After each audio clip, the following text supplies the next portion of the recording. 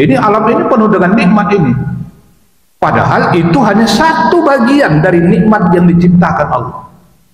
Rasulullah pernah katakan Allah menciptakan nikmat itu ada 100 macam. 100. Diambil Allah satu bagian dari yang 100 itu. Itulah yang dia letakkan di alam ini. Hadirin wal hadirat jamaah rahimakumullah, kajian kita pada siang ini lanjutan kaji pertama kemarin, yaitu 3 macam amalan pokok di bulan Ramadan. Kemarin sudah kita bahas satu kajian meningkatkan ibadah sholat fardu dan juga sholat sunnah kita. Kita masuk kepada yang kedua. Amalan paling utama yang kedua di bulan Ramadan ini adalah berinteraksi dengan Al-Quranul Karim, membaca Al-Quranul Karim. Itu amal luar biasa jamaah rahimahullah. Kenapa itu termasuk amalan luar biasa di bulan Ramadan ini? Karena kita yang rajin membaca Al-Quran di bulan Ramadan, kita sudah tergolong orang yang menghidupkan Al-Quran di bulan Al-Quran ini sendiri. Allah katakan dalam ayatnya bahwa bulan Ramadan ini adalah bulan Quran, karena Al-Quran itu Allah turunkan di bulan Ramadan ini. Syahrul Ramadan alladzi unzila fihi al-Quran hudan lin-nasi wa bayyinatin minal huda wal furqan. Di bulan Ramadan itulah Allah turunkan Al-Quran. Ayat pertama sampai kelima turunkan ke bumi bulan Ramadan. Al-Quran diturunkan Allah dari Lauhul Mahfuz ke Baitul Izzah sekaligus 30 juz. Itu pun di bulan Ramadan juga. Malam Lailatul Qadar. Inna anzalnahu fi Lailatul Qadar. Nah, jadi begitu dahsyatnya Al-Quran di bulan Ramadan ini. Kita rajin baca, Masya Allah, itu luar biasa. Karena Al-Quran ini kalam Allah, berbeda dengan apa yang diakui oleh orang-orang yang punya agama lain. Mereka punya kitab suci tapi tidak murni. Kalau Al-Quran ini memang betul-betul kalam Allah dan terjaga kemurniannya, karena Allah sendiri ikut memelihara kemurnian Al-Quran ini. Inna nahnu nazzalna dzikra wa inna lahu lahafizun, kata Allah. Sesungguhnya kami sudah turunkan Al-Quran ini dan kami juga memelihara Al-Quran ini. Allah memelihara. Kalau Allah yang memelihara, mana mungkin ada orang yang bisa memalsukan? Tak ada yang bisa itu. Walaupun banyak manusia yang mencoba-coba ingin memalsukan ayat-ayat Al-Quranul Karim. Banyak. Di zaman Rasul masih hidup saja sudah ada orang yang coba-coba memalsukan ayat Quran. Tapi Allah berkata, Allah ikut memelihara Al-Quran ini. Tak lalunya, tak tolaknya terbongkar. Bahkan sampai sekarang banyak orang-orang yang ingin memalsukan ayat-ayat Quran. Dirubah-rubahnya isi Quran itu. Sampai sekarang beredar Quran di Malaysia sampai ke Indonesia, banyak beredar. Tapi cepat sekali ketahuan. Wah, lain bacaannya ini. Lain barisnya, lain hurufnya. Titik 2 di bawah, pindah titik 2-nya ke atas. Tak berubah jumlah titik, tetap jumlahnya, tapi tempatnya pindah. Dari bawah pindah ke atas. Kalau di bawah hurufnya ya pindah ke atas menjadi tak berubah. Kenapa orang cepat tahu? Karena begitu banyaknya para penghafal Al-Quran di bumi Allah. Itu memang sengaja dibikin Allah. Cara-cara Allah memelihara Al-Quran itu dibuatnya hambanya ini mudah sekali menghafal ayat-ayat Al-Quran. Jamaah rahmatullah, seperti apa kehebatan Al-Quran di bulan Ramadan? Membaca Al-Quran, ayat yang pertama diturunkan Allah, Iqra bismi rabbikal ladzi khalaq, khalaqal insana min 'alaq, sampai 5 ayat. Iqra, bacalah. Bismi rabbikal ladzi khalaq, dengan menyebut nama Tuhanmu yang telah menciptakan. Kalimat pertama Allah perintahkan kepada hambanya, bacalah.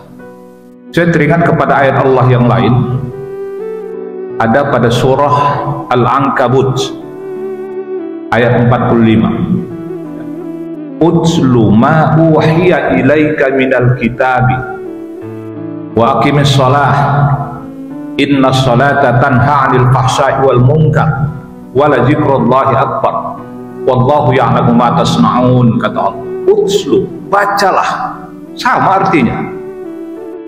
Iqra, bacalah. Kata-katanya berbeda tapi artinya serupa. Apa ada perbedaan maksud Iqra dengan utslu? Utslu itu berasal dari kalimat tala, ya, tala yatslu, tilawatan. Makanya dalam perlombaan baca Quran, musabaqah tilawatil Quran, perlombaan membaca Al-Quran. Tak pernah disebutkan musabaqah qiraatil Quran. Nah, ada itu yang ada tilawah. Nah, apa perbedaan antara Iqra dengan utslu? Artinya sama-sama membaca. Disebutkan bahwa utslu, bacalah, itu baca secara khusus. Yang dibaca itu hanya ayat-ayat Al-Quran saja, dan tidak perlu dia tahu artinya, sudah dikatakan utslu, bacalah. Berapa banyak manusia Indonesia ini bagus bacaan Qurannya, tapi tidak paham apa arti dan maksud yang dia baca. Banyak. Utslu, yang dibaca hanya Quran, bukan yang lain, dan dia tidak tahu artinya. Tapi berbeda dengan Iqra. Iqra itu bacalah, maksudnya baca secara umum, bukan hanya ayat Quran saja yang dibaca. Alam ini dibaca, yang tertulis ataupun yang tidak tertulis, itu perintah baca dengan kalimat Iqra.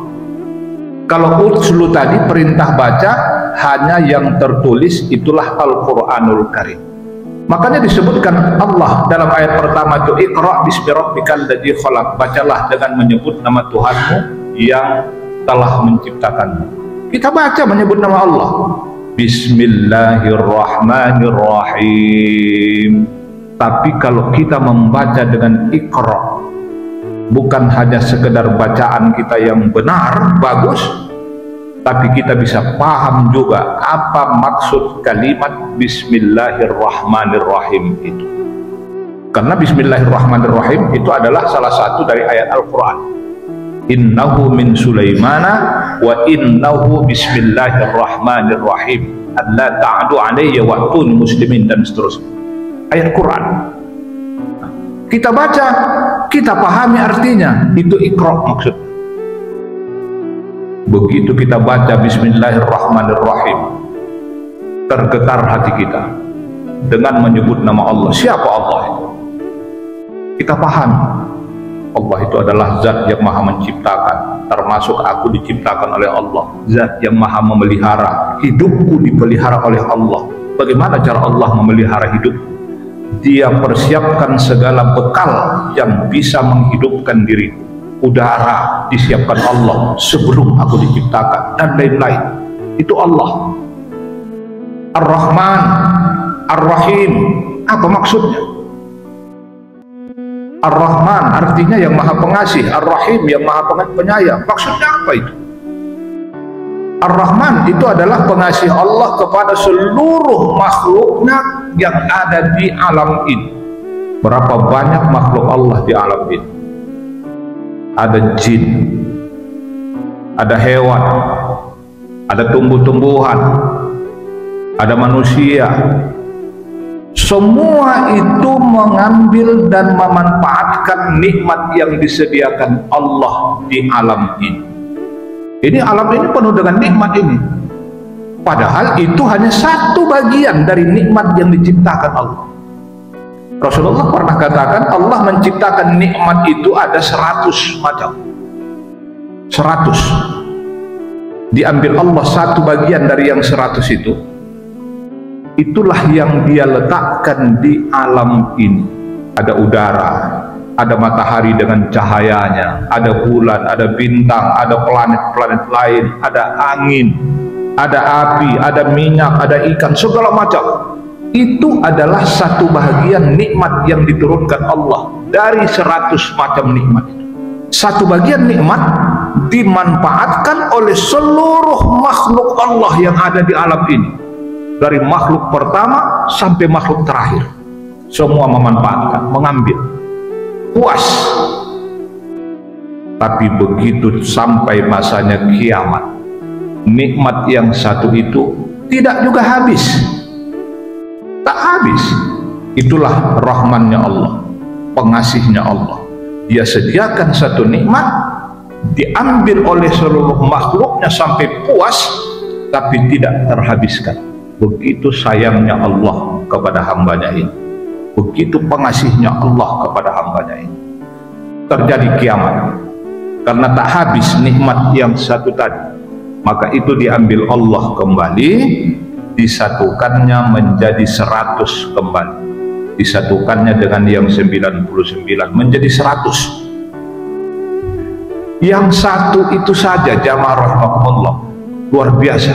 Ini nikmat yang ada di bumi ini, banyak betul yang kita belum tahu bagaimana bentuknya, bagaimana rasanya kalau dirasa. Tak tahu kita.